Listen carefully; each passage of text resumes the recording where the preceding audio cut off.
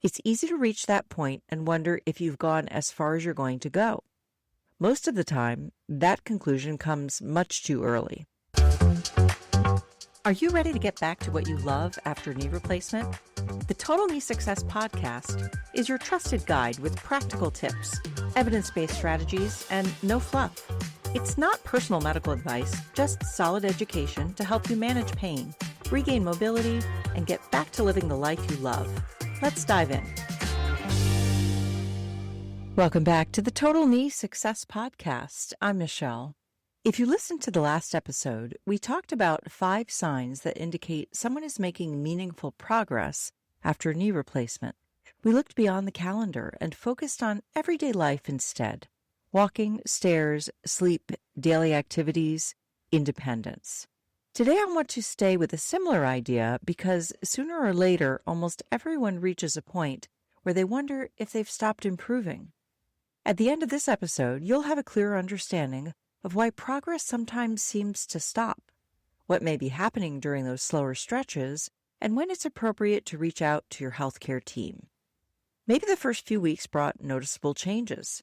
You could bend your knee a little farther, walking became easier, and you relied less on your walker or a cane. Then, almost without warning, it felt as though everything slowed down. Your exercises looked much the same from one day to the next. Your knee was still stiff, and you weren't seeing the kind of obvious improvements that had become almost routine. It's easy to reach that point and wonder if you've gone as far as you're going to go. Most of the time, that conclusion comes much too early. One reason this happens is that our expectations are shaped by those early weeks.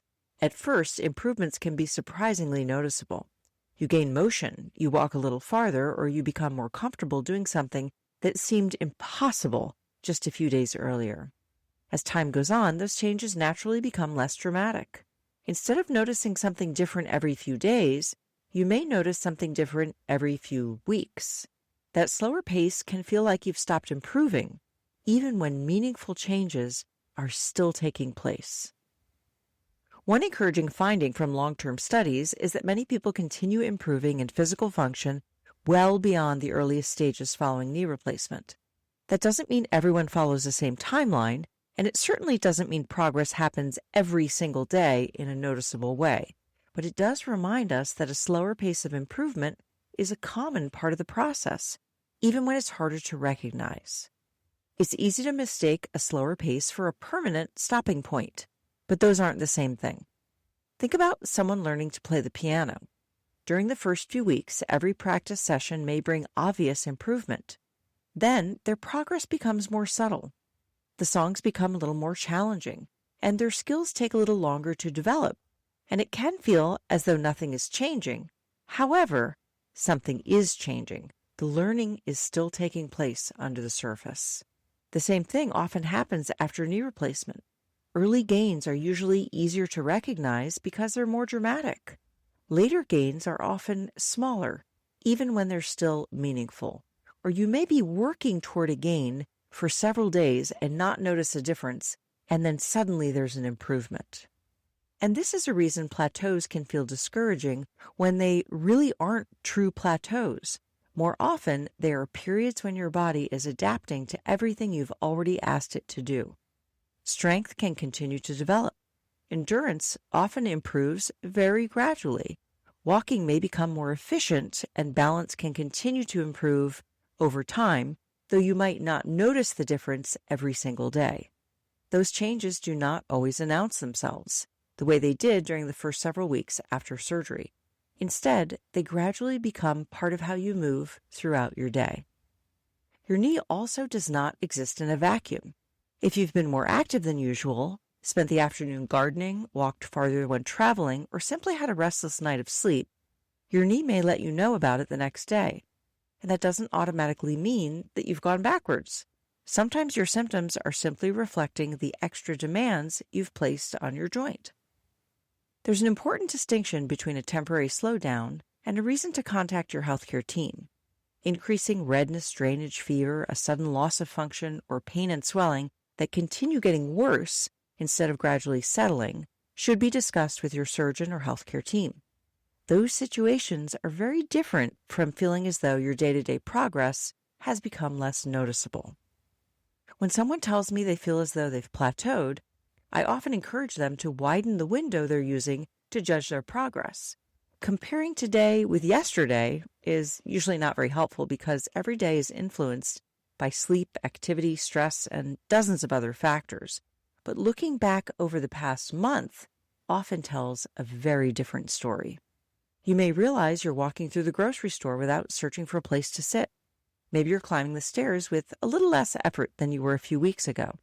Perhaps you're standing long enough to prepare dinner without thinking about your knee every few minutes. And those aren't really dramatic milestones, but those are the kinds of things that you can really see change in. And that's exactly the kind of changes that tell me you're continuing to move forward. One of the challenges with slower progress is that it asks us to pay attention a little differently.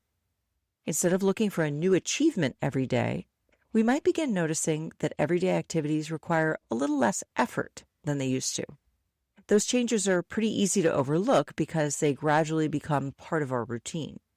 That's why I encourage people to pause once in a while and look back over the past several weeks instead of focusing only on today or yesterday or the day before. I also think it's worth remembering that there is no prize for getting through this process as quickly as possible. People might be anxious to get it over with, but there really is no prize. Your goal generally won't be to reach a certain milestone before someone else or to match a timeline that you saw online. Hopefully, your goal is to build a knee that allows you to do the things that are important to you. And generally, that takes the time it takes. Sometimes improvements are easy to dismiss because they become a part of everyday life, but they're often the clearest signs that your body is continuing to adapt. That's also one of the reasons I encourage people to stay consistent, even during the weeks that feel uneventful. Exercises prescribed by your healthcare team don't stop being valuable simply because the improvements become harder to notice. Walking, strengthening, stretching, and gradually returning to your normal activities continue laying the foundation for what comes next. And if walking is one of the areas that still feels like a work in progress, my book, Walking Like Yourself Again, takes a deeper look at rebuilding a smoother, more natural walking pattern after knee replacement. You'll find a link in today's show notes if you'd like to check it out. Not every slowdown is a plateau. There are actually times when it makes sense to contact your surgeon or healthcare team. I mentioned this before.